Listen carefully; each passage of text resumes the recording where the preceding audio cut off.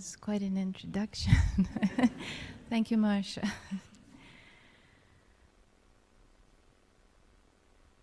Esteemed members of the Universal House of Justice and beloved friends, good evening.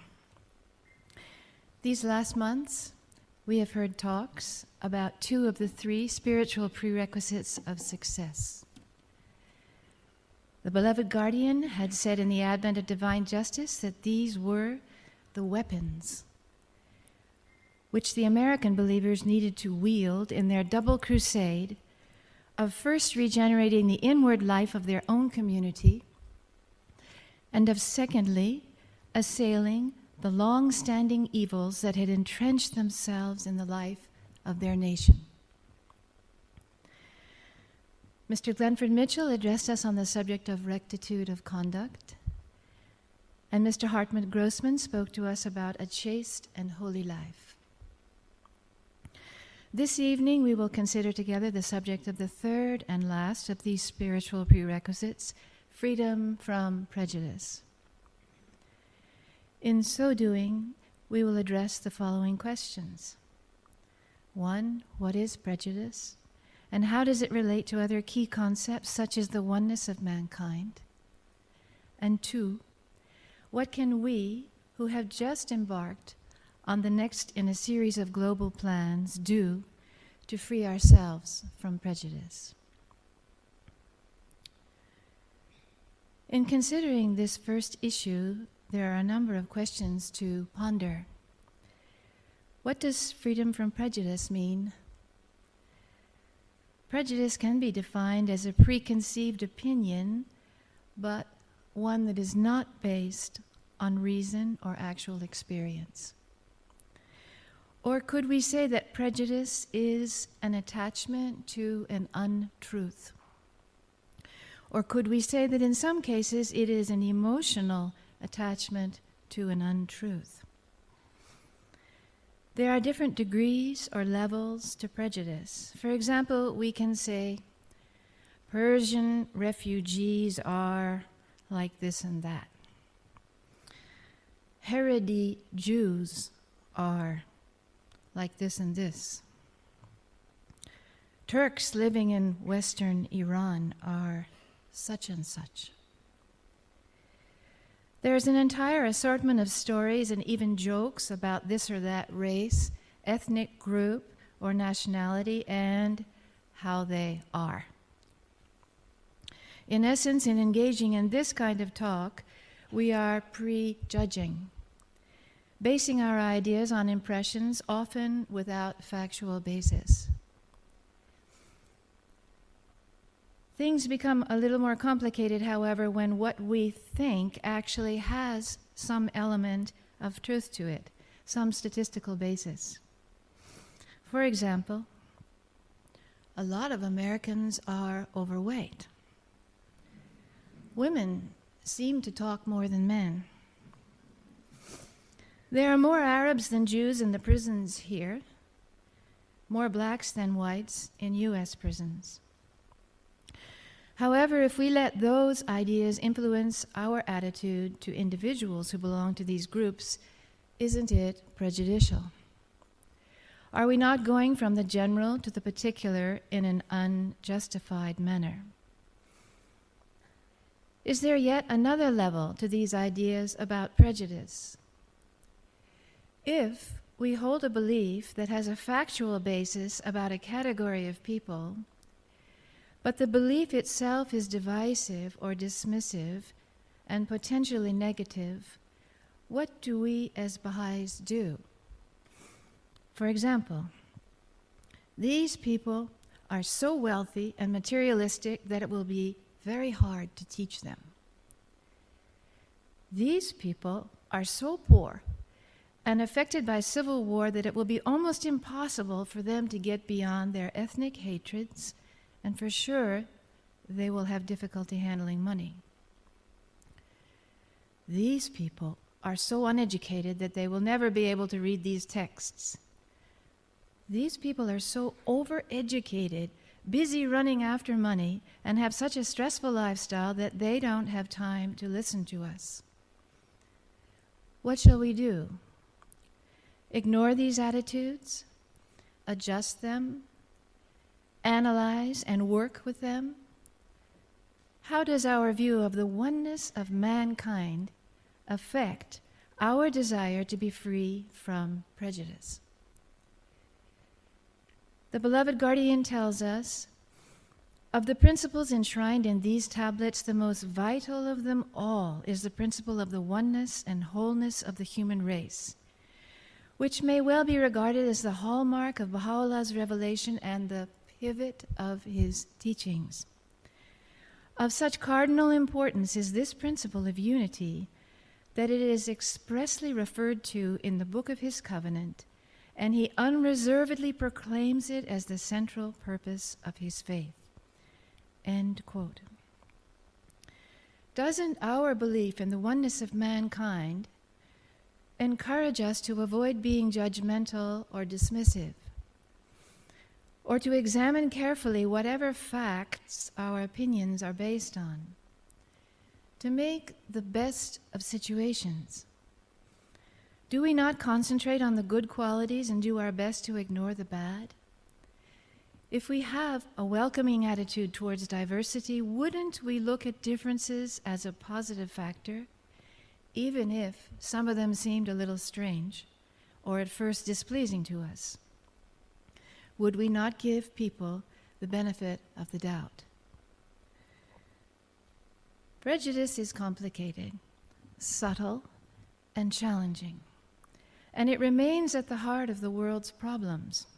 In its letter to the peoples of the world of October 1985, the Universal House of Justice stated, "World order can be founded only on an unshakable consciousness of the oneness of mankind, a spiritual truth which all the human sciences confirm.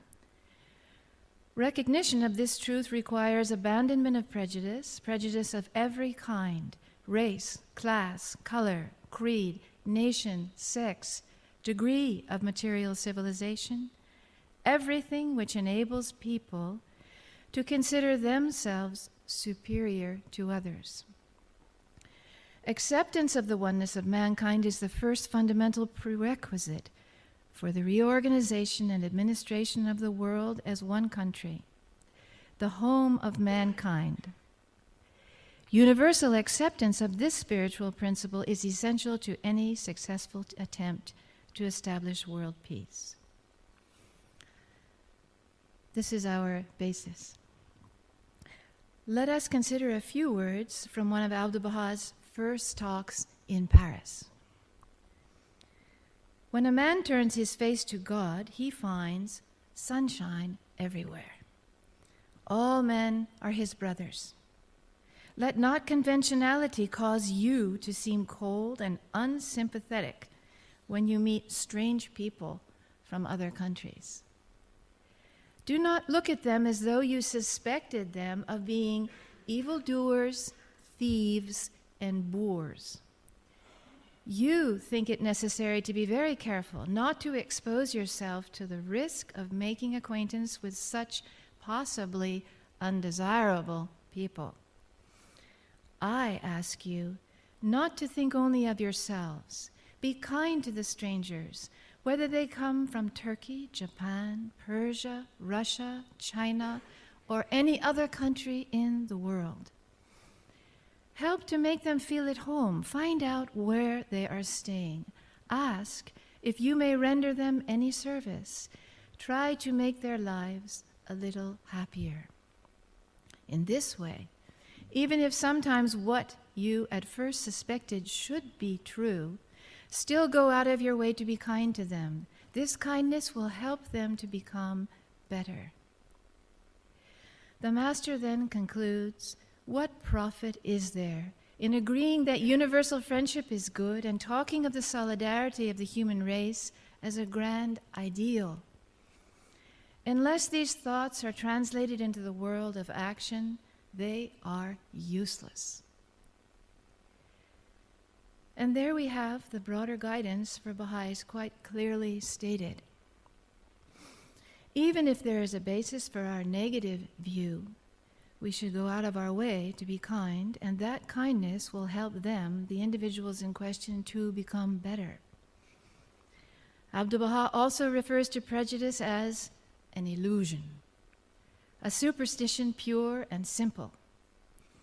The lovers of mankind, he says, these are the superior men, of whatever nation, creed, or color they may be. As we know, there are many kinds of prejudice.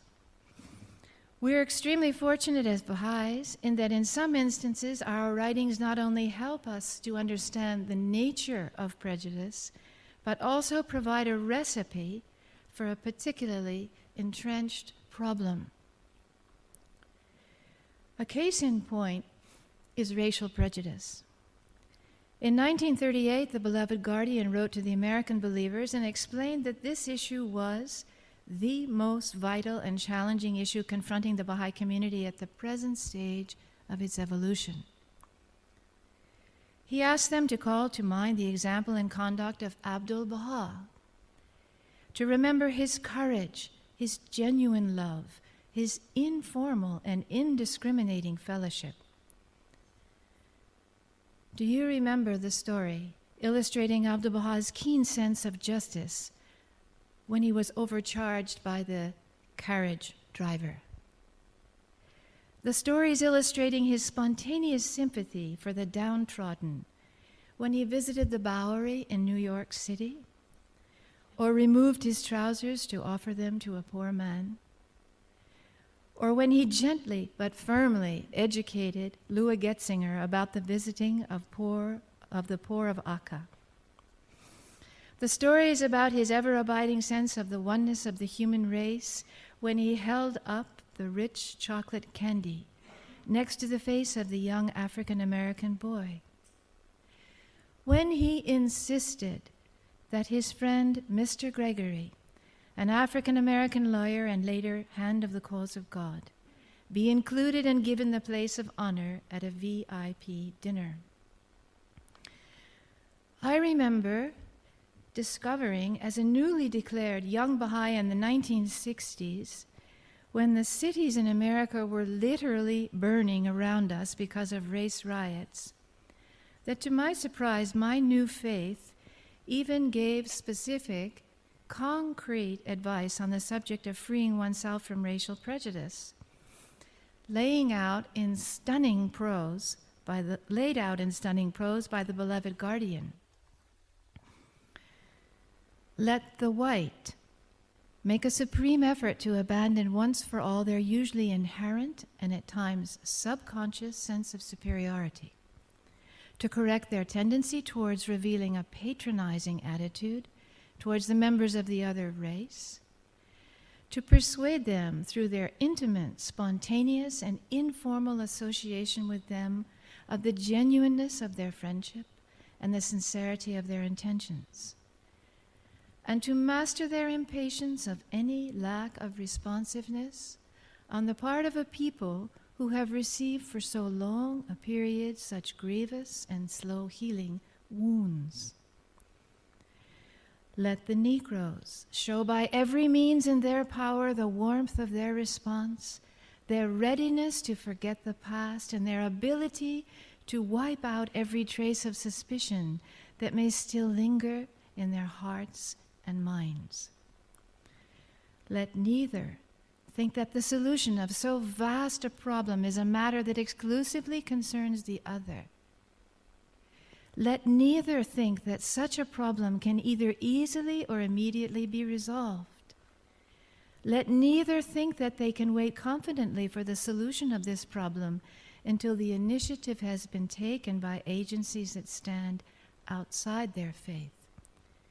Let neither think that anything short of genuine love, extreme patience, true humility, consummate tact, sound initiative, mature wisdom, and deliberate, persistent, and prayerful effort can succeed in blotting out the stain which this patent evil has left on the fair name of their common country.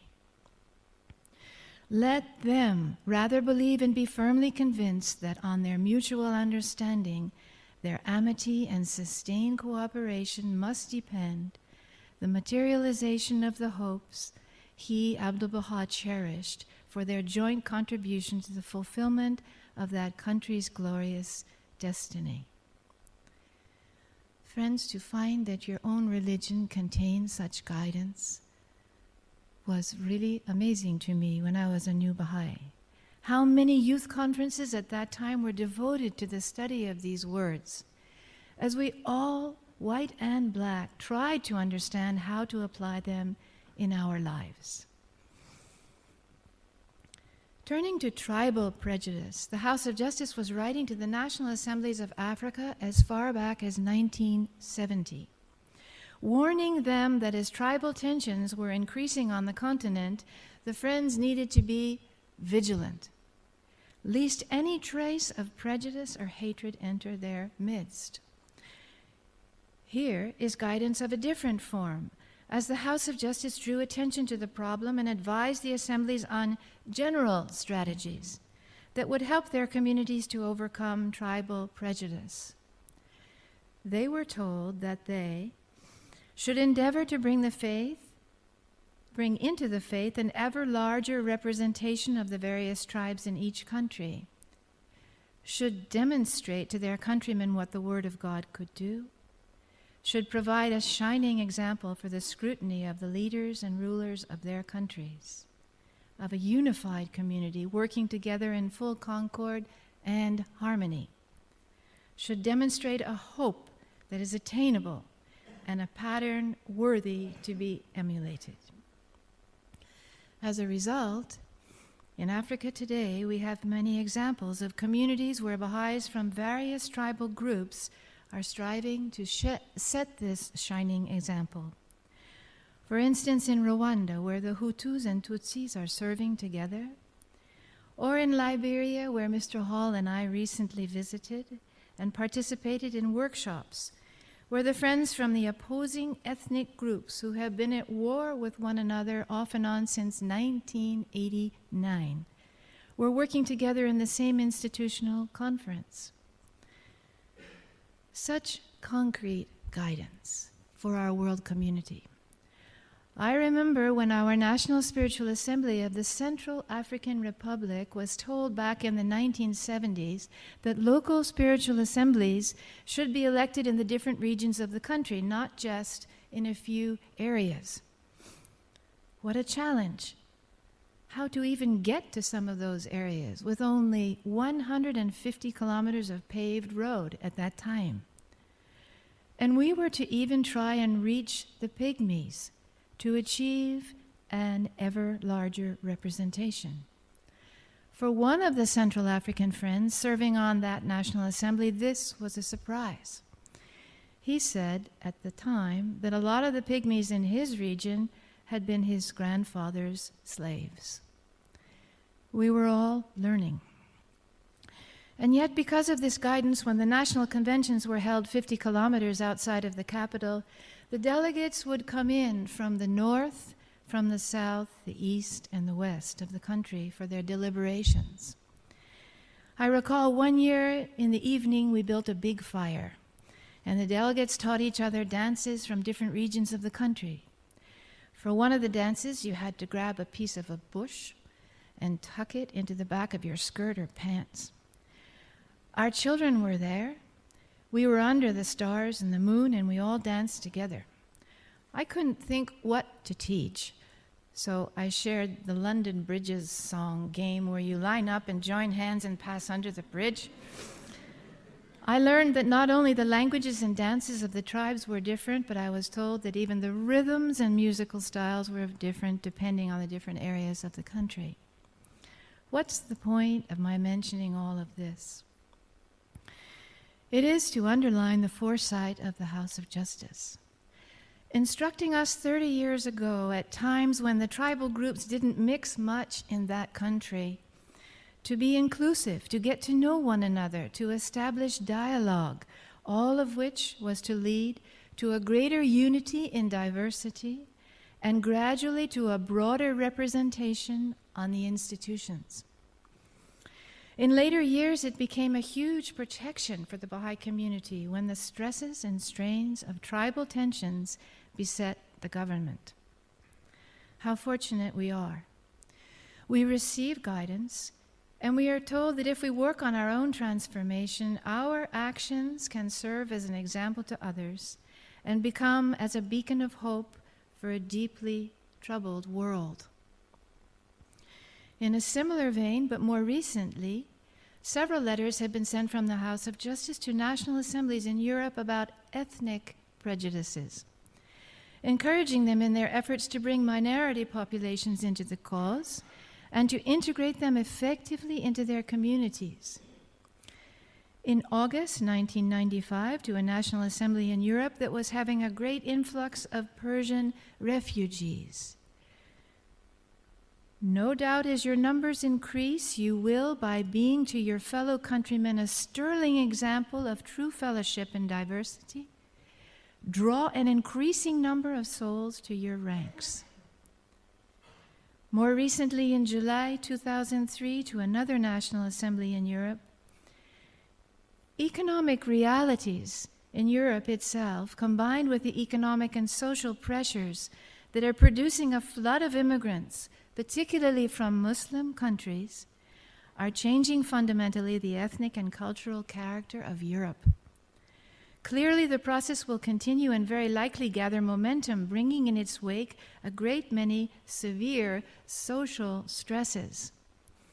The letter continues. For the Baha'i communities in these countries, this situation creates unprecedented opportunities to provide spiritual and social leadership. To the extent that you can present to your fellow citizens the example of communities in which people of diverse background are truly united, your work will represent a beacon of hope, attracting larger numbers of native-born citizens as well as a greater diversity of immigrants. End quote.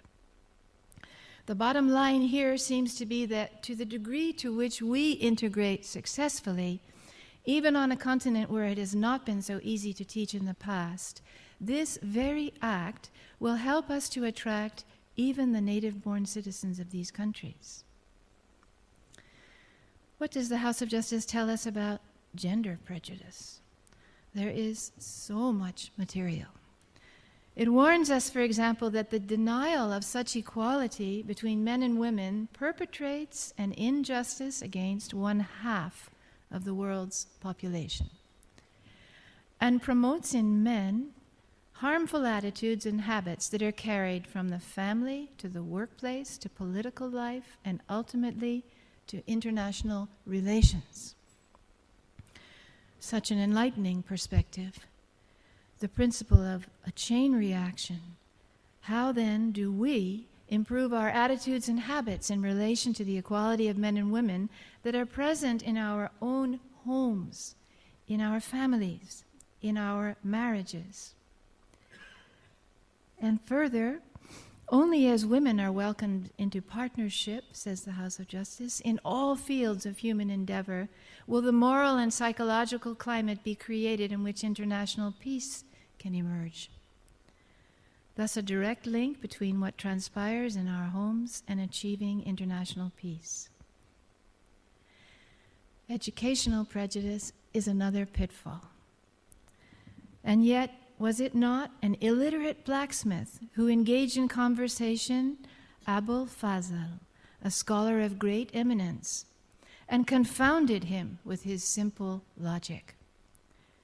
We should not let ourselves be swayed or overly impressed by educational degrees, or let them blind us to the keen intelligence and gifts of many relatively unschooled individuals and groups.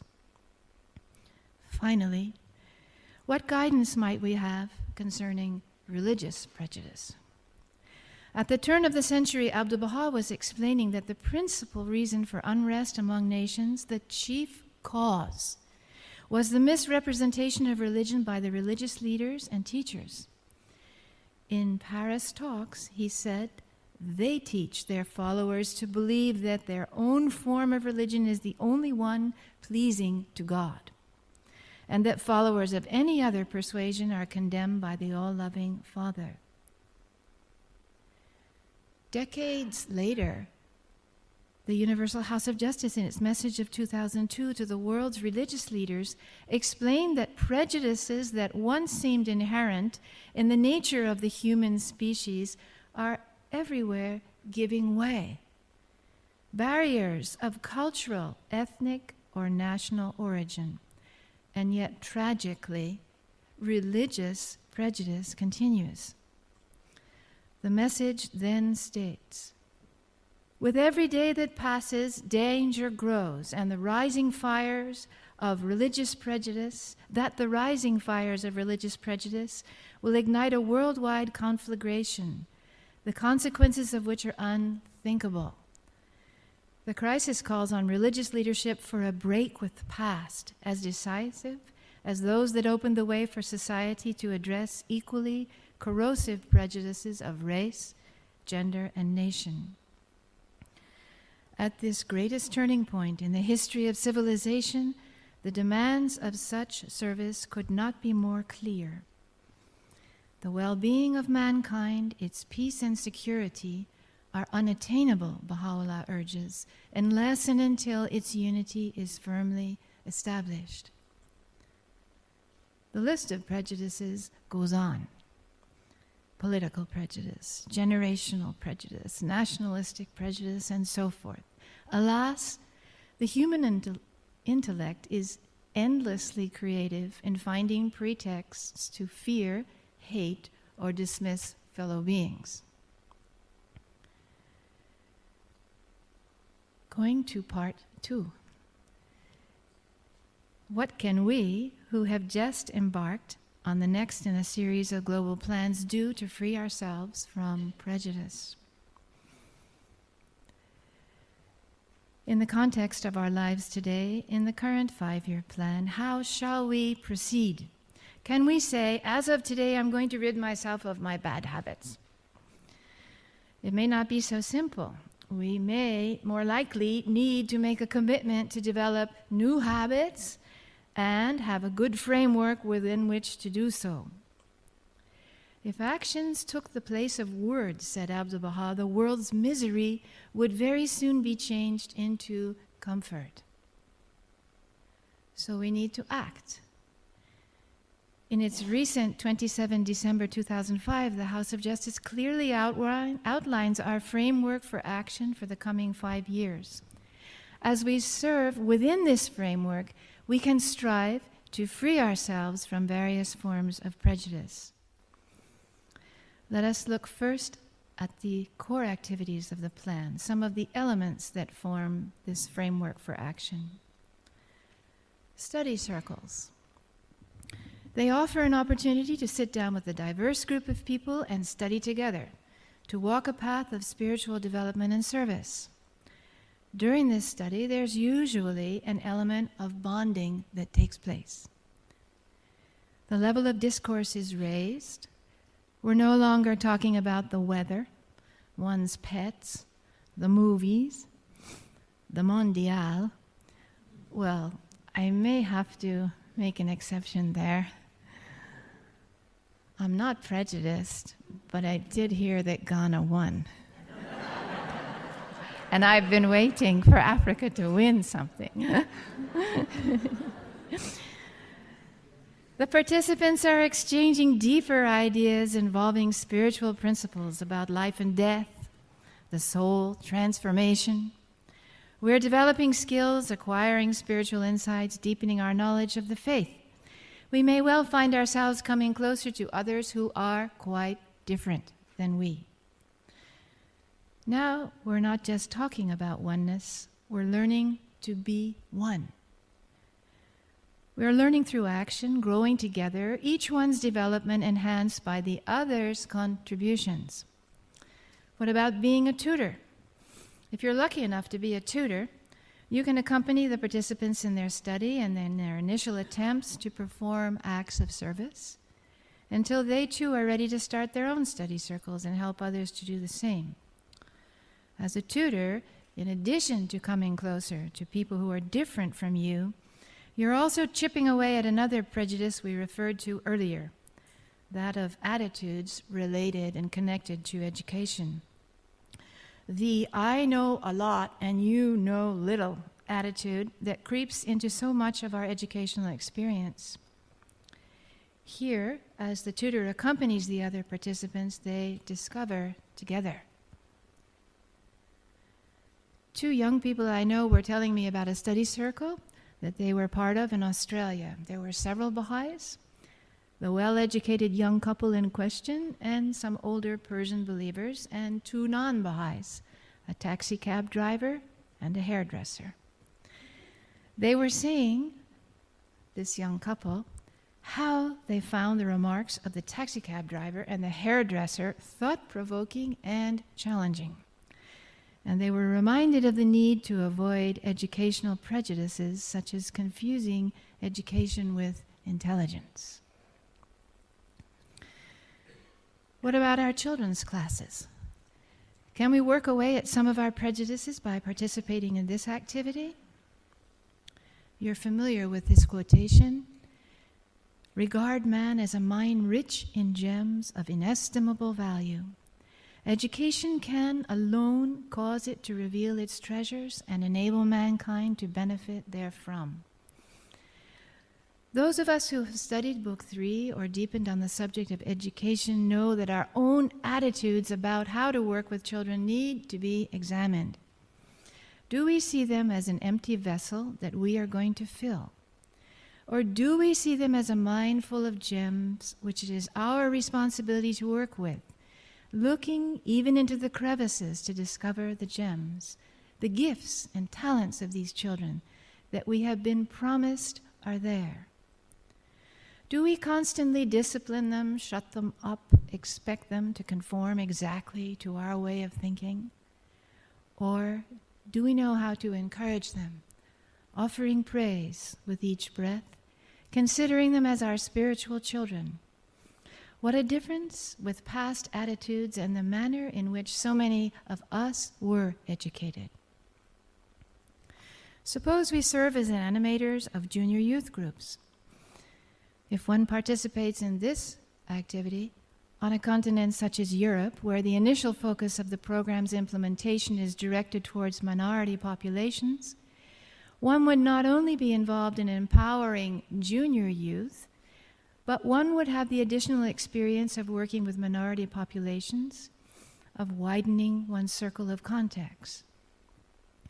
In all 3 cases, as a tutor of study circles, a teacher of children's classes, or a junior youth animator, one becomes an integral part of a fledgling system of global education, involved at the cutting edge of a new approach to learning. These friends, the tutors, the teachers, and the animators, are like members of 3 armies, empowering and nurturing others. They facilitate learning. They share a joint discovery of insights rather than hoarding knowledge for themselves in a closed and authoritarian manner. They're moving away from top-down orientations. Although this already seems natural to us, in a number of ways, it is quite revolutionary and represents a paradigm shift of attitude and approach to current systems of education in many parts of the world. More and more devotional meetings are now being initiated. Gone is the day when there was just one prayer meeting at the Baha'i Center on Sunday morning. Nor is there just one way of holding a devotional meeting. There are now avenues for a greater diversity of cultural expression. Those who like singing can do so. Those who want more participation of children can arrange things that way. Those who want to include readings from other scriptures should arrange their programs accordingly. If the 5-year plan and its core activities provide a framework for working on our prejudices, our communities are where much of this action takes place. In some of our more advanced clusters, we're becoming familiar with each other's cultural expressions. frequenting each other's homes more through home visits and other activities. We're becoming closer. No one way of doing things prevails. There's less rigidity and more openness as we learn to appreciate diverse approaches to prayer and worship.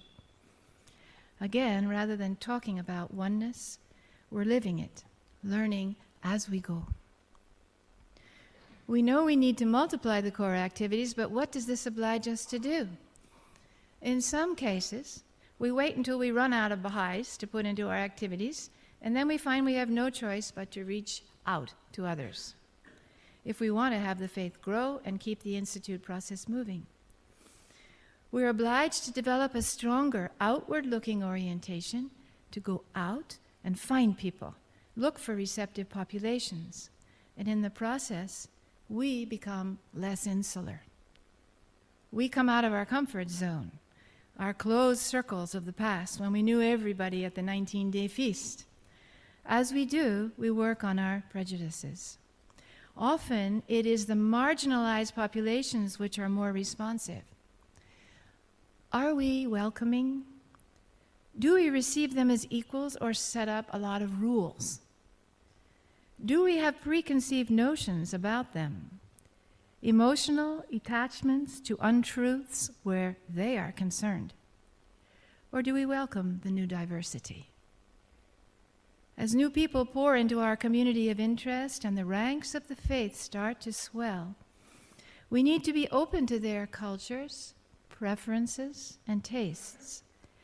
By their very nature, these activities and this flow of new people helps us to find ways to reshape our old habits and attitudes, to restructure our activities, revitalize our communities, and live in a manner that helps to free us from prejudice. In general, we need to welcome diversity and be proud of it. Embrace it, capitalize on it. It's exciting. We're experiencing a world shrinking into a neighborhood. It's a privilege to have such a diversity of friends. Not everyone can. As a community, we're a workshop, not a showcase. We learn to work things out as we go, committing ourselves to new habits, to change, to a greater flexibility. The House of Justice explains, as the spiritual foundations of the community are fortified in this way, the level of collective discourse is raised. Social relations among the friends take on new meaning, and a sense of common purpose inspires their interactions.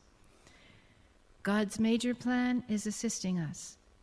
The House of Justice also states, as unrelenting social and political forces continue to uproot people from their homelands and sweep them across continents, an uncompromising appreciation for a diversity of backgrounds and for the strength it confers on the whole will prove crucial to the expansion and consolidation of the community. What about all these refugee populations shifting all over Africa? What about all of the immigrants in Europe, the United States, Australia? It is this mixing and shuffling of population that enhances the vitality of our communities. After all, who knows how to build a new world order? Has anyone done this before? We need to help each other out as we go. Do we make mistakes? But of course. Are we embarrassed by them? Do we sweep them under the rug and try and appear perfect? Or do we act, reflect, evaluate, adjust our course, and move on? As we strive to develop our diverse communities, we shouldn't become discouraged. We need to remember the guidance that can help us over the inevitable bumps and obstacles. Consider, for example, the following quotations that offer such solace and enhance our understanding. The Baha'is are far from perfect, as individuals or when they serve on elected bodies. But the system of Baha'u'llah is perfect, and gradually the believers will mature, and the system will work better. The friends must be patient with each other and must realize that the cause is still in its infancy, and its institutions are not yet functioning perfectly. The greater the patience, the loving understanding, and the forbearance the believers show towards each other and their shortcomings, the greater will be the progress of the whole Baha'i community at large. We gradually develop and increase our much-needed spiritual qualities of patience, detachment, compassion, and we gain in wisdom. We learn to be more encouraging, empowering, and supportive of one another. Maybe we start seeing the forest instead of the trees and start perceiving ourselves as the privileged actors in the unfoldment of a divine drama. Another suggestion of how to gradually free our communities and institutions from prejudice is to constantly improve the way we educate our children. Those of you who are young couples, those of you who have young families, how fortunate you are. You have such a wealth of writings at your disposal, compilations, letters, entire books. When we were raising our children, it was hard to find guidance in English on the subject. We would comb through faded copies of items from some of the old Star of the West volumes, and finally, in 1976, a compilation on the education of children came out. As a parent, you can do a lot to break the cycle of passing prejudices of religion, race, tribe, class, gender, down from one generation to the next. For example, how do we inculcate into children of a young age the spirit of gender equality? Do we give chores to both boys and girls? Are there special foods for one or both? How do we handle decisions regarding their schooling, the funding of their schooling? Do we remember Abdu'l-Baha's counsel that if there is not enough money in the family to educate both the girl and the boy, the money must go to the girl's education, for she is the potential mother. If we're not careful as parents, we can end up spoiling our children or saddling them with subtle prejudices, preparing the way for a difficult life for the future spouse of our offspring.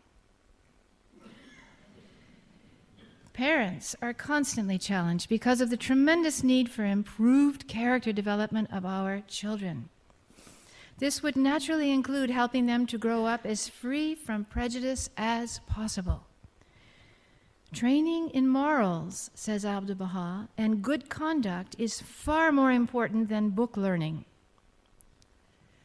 The child who conducts himself well, even though he be ignorant, is of benefit to others, while an ill-natured, ill-behaved child is corrupted and harmful to others, even though he be learned. If, however, the child be trained to be both learned and good, the result is light upon light. Parents need to have the courage to be different, to seek out, cling to, and follow the guidance and standards in the writings, not necessarily to those of our relatives or cultures, and to strive for this concept of light upon light as we raise the next generation. A fourth suggestion of an arena in which to work on freeing ourselves from prejudice is travel teaching and pioneering. Another excellent environment for working on our prejudices, becoming more open, more flexible in our attitudes.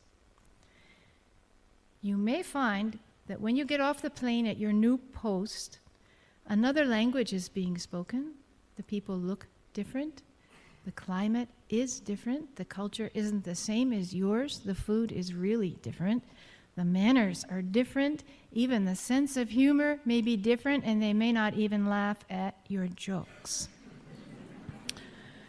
More importantly, at a deeper level, people don't seem to think and reason the way you do. It turns out that their attitudes towards authority, towards age, government, individual rights, relations between men and women are all quite different from yours. Help. Where am I? What am I doing? Welcome to your new home, where things are quite different from where you came from, and you're a guest in the country. You have moved out of your comfort zone, and you may have some difficulty interpreting nuances and signals. But Baha'u'llah is with you. You are promised that if you arise to aid his cause, God will render you victorious over 10 times 10,000 souls. And should you wax in your love for the blessed beauty, you will triumph over all that is in heaven and all that is on earth. I always felt that pioneering was like being in a pressure cooker.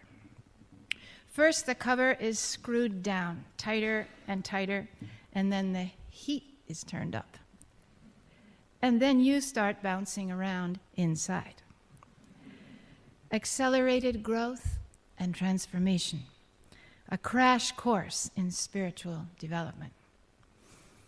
When my husband and I were first elected to serve on the National Spiritual Assembly of the Central African Republic, it was composed of one British woman, one young man fresh from Iran who was a school teacher out in the provinces, one quite extraordinary young Italian who zoomed around on a Yamaha 500 motorcycle, we 2 Bostonians, and 4 Central Africans from different tribal groups. The Africans probably thought that all we white people would understand each other, but we were actually from 3 continents. And we probably thought that they would understand each other, but they were from different tribal groups. Yet as we sat there on our hard wooden chairs in our small Baha'i center in the city of Bangui, perspiring in the heat, we gradually began to work things out, trying to follow as closely as possible the guidance in the writings and the directives from the Universal House of Justice. I used to tell myself that those were the most important meetings going on in the country at that time. One pioneers to be of service, to empower others, to accompany others as a tutor, to contribute to raising the capacity of others. The old mode of paternalism, of colonialism, of educating the ignorant, of control is not what you want. And your prejudices get worked over quite regularly as you sit there and engage in your service. Mr. Naqshbandi once gave some advice to my husband and myself. He was asking us who we were training in our new country. Who were we training? Because you were the secretary and you were the treasurer, right? Yes, that's right. And who are you training? We weren't training anybody. He said, you're supposed to be training. He said, that's your purpose in being there. He said, you have to be like the wind in the sails, always propelling the boat forward, but invisible. You are there to train others, to pass responsibility onto the shoulders of the people of the country. Your goal is to become dispensable and not to remain indispensable.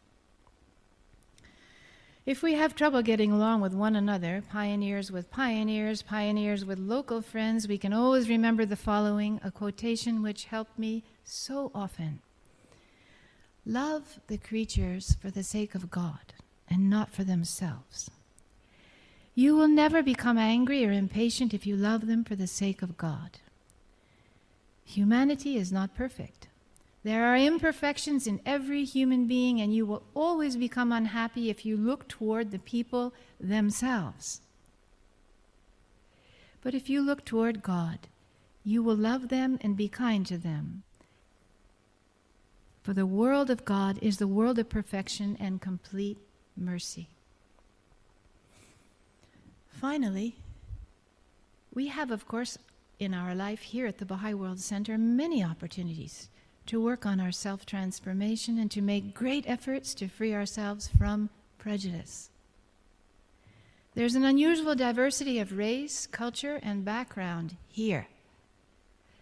78 different nationalities in our World Center community. Where else will you find such an opportunity? Jump in. Take advantage of it. Cultivate cross-cultural friendships. In our daily service to the Universal House of Justice, in our evening and weekend activities, we can foster friendships, learn from others who are different from ourselves. Our time here is, however, limited. 12 months, 24 months, 30 months, it goes by so quickly. Let us not fritter it away superficially. Our service may be different one from another, and hopefully we can avoid prejudicial attitudes about what is a more important or less important type of service to render. The contribution of each is to be appreciated on its own merits, and it's the spirit in which that service is offered that is of such great importance. Once I heard Mr. Nakshavani tell a story. He was explaining about life in the World Center, and I heard him speak in Boston. And he was saying it's as if you have these chairs that are on a movie set. You know, the ones that are canvas, and they have the name in the back. It says director or makeup or something like that. He said, we all have our names on the back of our chairs. Some of them say teaching center member, or some of them say gardener, or some of them say workshop, some of them say something. It doesn't matter. It's the spirit with which we serve that counts. It's all of us together that make the World Center work. The growing we do while here is often intense, and it serves as a foundation for future chapters of service, like one of the many stepping stones across the broad river of life. And when we leave the World Center, we're hopefully prepared to go out and do something, to engage in a lifetime of service, decade after decade after decade. As Abdu'l-Baha said, know thou that nothing will benefit thee in this life, save supplication and invocation unto God, service in his vineyard, and with a heart full of love be in constant servitude to him. In all aspects of our lives, at home, at school, in our professions, at our workplace, during our leisure time and activities, at all times, we need to strive and set an example as members of a community that aspires to freedom from prejudice. In closing, as we have mentioned, the world is in need of a living example of the oneness and wholeness of the human race. People need to cling to something. We verily, declares Baha'u'llah, have come to unite and weld together all that dwell on earth. Ours is the assignment to provide that example, gradually freeing ourselves from our prejudices, sweeping them aside, wiping them out, paving the way for humanity to be at peace. It can be done on a daily basis as we, among others, participate in our core activities or build up our communities and clusters, provide a careful education for our children, pioneer, travel teach, and in our own case, serve the House of Justice here at the World Center. In a nutshell, we need to keep service to the faith in the forefront of our lives, at the top of our priority list. Seize thy chance, for it will come to thee no more. This is not a cause, says the beloved guardian, which may be made a plaything for your idle fancies, nor is it a field for the foolish and faint of heart. By God, this is the arena of insight and detachment, of vision and upliftment, where none may spur on their chargers save the valiant horsemen of the merciful, who have severed all attachment to the world of being. Let us spur on our chargers and set a new standard of human behavior. Happy, strong, courageous, and confident in the future of a united humanity. After all, the building process to which we are consecrated is, and I quote, the one hope of a stricken society. We're not going to solve all the problems, but we can do our best to play our part. None of us should underestimate the mission with which we have been entrusted. We have only one life on this earthly plane to offer in service. let us give our best to the universal house of justice and to the blessed beauty.